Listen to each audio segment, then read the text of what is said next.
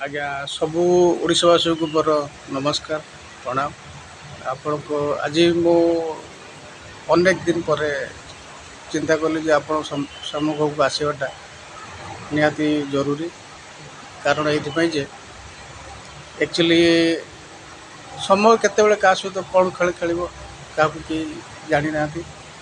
किंतु मोर एतिकी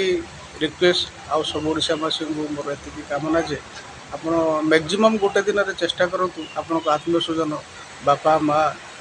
अजा आई जेजे जेजेबा जेजेमा आत्मीय स्वजन समस्त सहित दिन में अंतत 2 मिनिट रु 5 मिनिट कथा हूँ जानापी चेष्टा करूँ से मैंने कौ परिस्थिति केमिति स्थिति अच्छा आउ से कौन चाहूँगी केबी भी आम से बहुत दूर रुहति केबे सहित कथा भी हमें ना समय मिले क्या भाँ के कथा ही जाती किंतु आप मैक्सिमम चेष्टा करूँ जे प्रत्येक दिन किसी ना किसी सहित कथा हाँपाई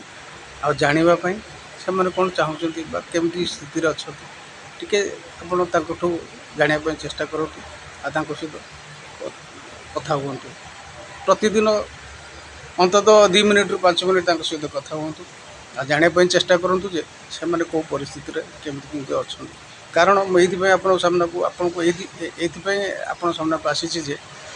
काली आमे मुंबई रे रोचु आम पाखरे जड़े पड़ोसी आंटी रोच हठात हठात काली संध्यारे पाखक फोन आसला सी समय व्यस्त थी जो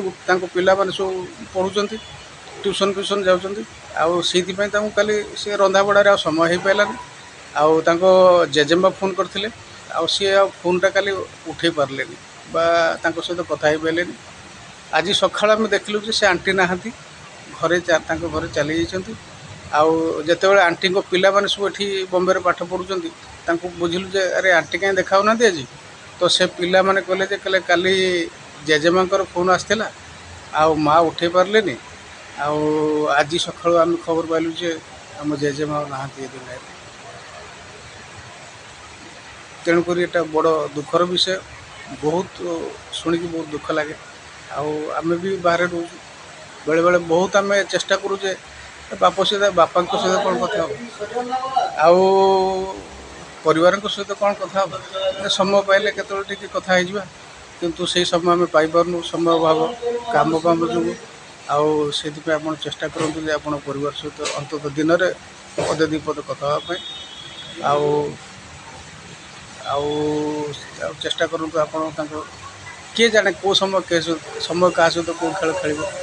केबे क्या सहित केमती कौन देखा यहाँ आम निजे जानी ना तेणु आप चेष्टा करूँ निजर परिवार सहित आत्मीय स्वजन सहित